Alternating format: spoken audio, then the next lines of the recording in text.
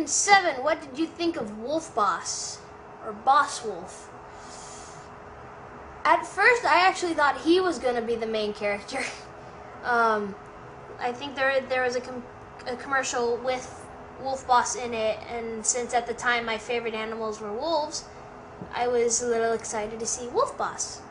Well, the Wolf Boss / Boss Wolf, which one is it? You know, there's all this contradiction in the official sources. I don't know which one it is. Anyway, he's another one of the characters where if you look on the website, you can find the official Kung Fu Panda website, actually, you can find some really interesting information about him that you wouldn't have heard otherwise. And what I heard about him was that he had some kind of like friendship or bond going on with Shen. So I don't know what his relationship with Shen was compared to his pack. He clearly wasn't completely nuts because he did somewhat try to redeem himself at the end. The Wolf Boss was a great addition to Lord Shen's army. He's kind of like a second in command, and I like it.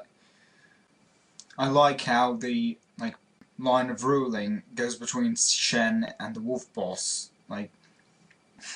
Yeah, the wolf is controlling his own army, but Lord Shen has control over him and the rest of his army in return. So yeah, the Wolf Boss is a great second in command.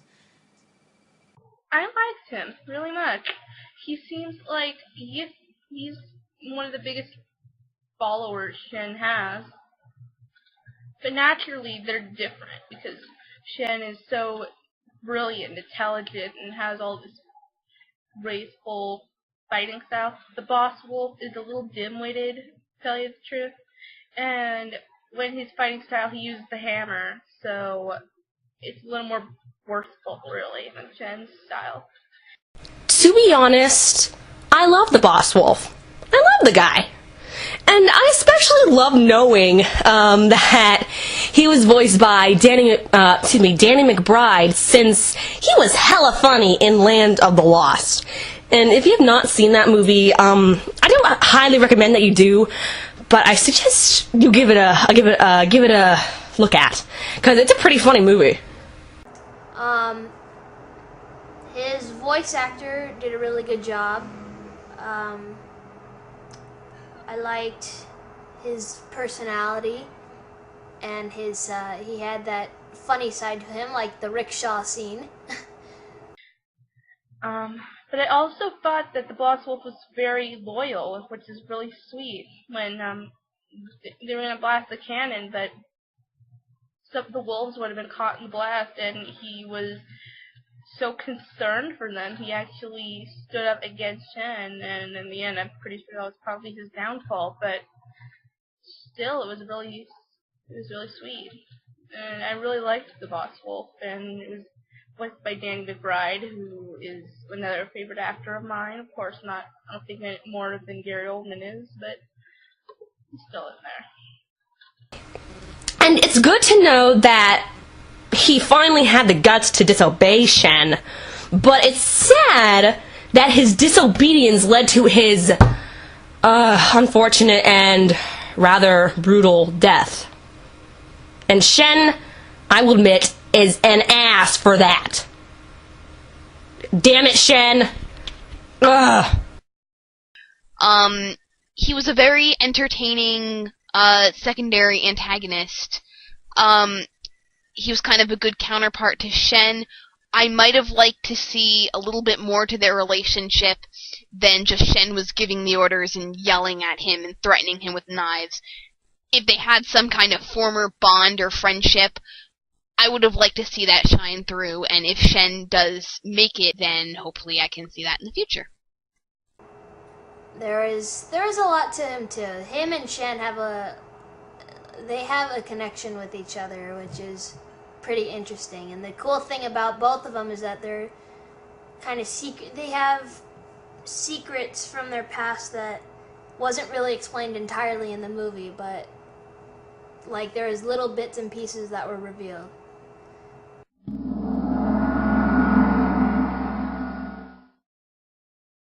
Okay, right now, it's kind of a red versus blue kind of thing, considering that Shen is red and Tai Lung is blue. Now, if I said Tai Lung, then all of that stuff that I said about Shen would be completely pointless. I mean, it wouldn't be much of a Shen fan interview if I said that I preferred Tai Lung over Shen. I think that answer's clear. Lord Shen for the win! Lord Shen, definitely. Lord Shen. Seriously. Lord Shen would destroy Tai Lung any day. Yeah. Like, Tai Lung may be a big cat, but Lord Shen has surprises everywhere. He's got blades hidden in his feathers, and he's got this really long sword, which is so awesome, and he's a peacock, not to mention. He was amazing. Tai Lung versus Lord Shen, that would be a hard decision. Lord Shen was very graceful, and he was skilled with weapons, and he was very quick with movement. Probably not powerful like Tai Lung. He didn't really know Kung Fu. I know Lord Shen knows, I think it's a fighting style called Kai Li Fo. But if Lord Shen was to use his cannon, I think he would have more of he would have a greater chance of winning, since his cannons were his main weapon. But Lord Shen on that one, his story was deeper, and even DreamWorks mentioned it in their Kung Fu Panda art book. Tai Lung was very vicious and very strong, and he had a somewhat some type of past with Master Shifu, but Lord Shen's personality is driven from his secretive past, which is very, very interesting to see. I liked Tai Lung, yeah. In the first movie, I thought he was pretty cool, but Shen just hit me more as the perfect bad guy, the ideal villain.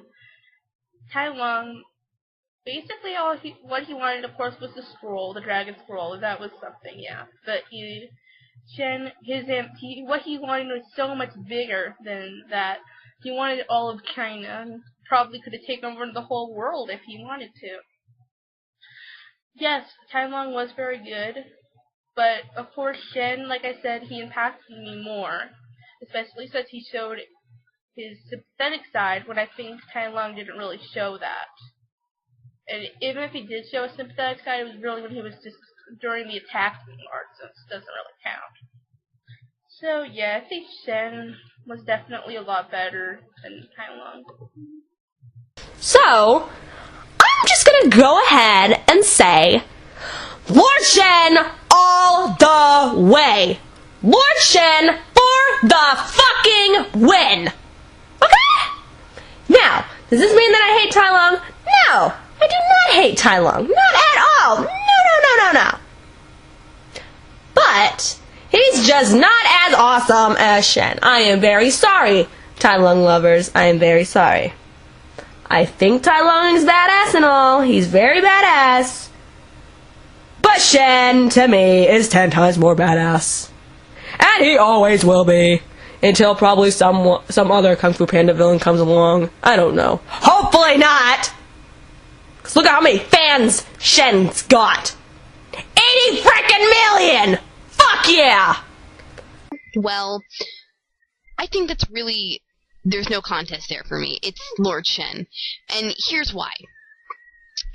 DreamWorks has what I like to call the generic villain backstory for their Kung Fu Panda villains specifically. I don't know if this applies to other films. It might. But, I've noticed that with the Kung Fu Panda villains, they have almost the exact same backstory, just with a few variations. Tai Lung, Lord Shen, and if you've seen the first episode of Legends of Awesomeness, it's been posted on YouTube, the villain in that episode, they all have the same basic premise to their history, which was that they didn't really have a reason to be evil.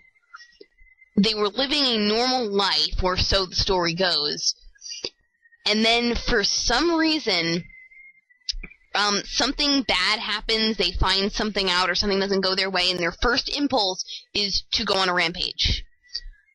And every time I see that, I'm always left wondering why. Well, the reason why I like Shen better than Tai Lung is because with Shen, you can argue that all of these things that the fans have kind of figured out on their own, all these elements that were abandoned concepts for his backstory or things that just they never came up, you can argue that he had more of a basis for doing that than Tai Lung did. Like I said before, I think that everything horrible that he did was almost sort of partially some kind of plea for his parents' attention. And he could have, I mean, depending on how long this kind of neglectful thing was going on, he could have developed some sort of psychosis. It would be really fascinating to look into that. But, that's what I think. I think that Shen was more justified. He's a lot more complex. I feel like in the way that he speaks, in the way that he acts, there's more there. There's more to him than there was with Tai Lung. Tai Lung was just a big, muscular villain, and he beat people up. And they gave him a bit of a backstory, but it still left a lot of things that you're just left asking why. I'll be hated by a lot of people for this, but I have to say Tai Lung. For me, I just pick snow leopards over peacocks. I just like him. I felt sorry for Tai Lung, but I don't feel any empathy or remorse for Lord Shen. So, Tai Lung for me. I was beginning to think I'd been forgotten. I hope he's not going to kill me now.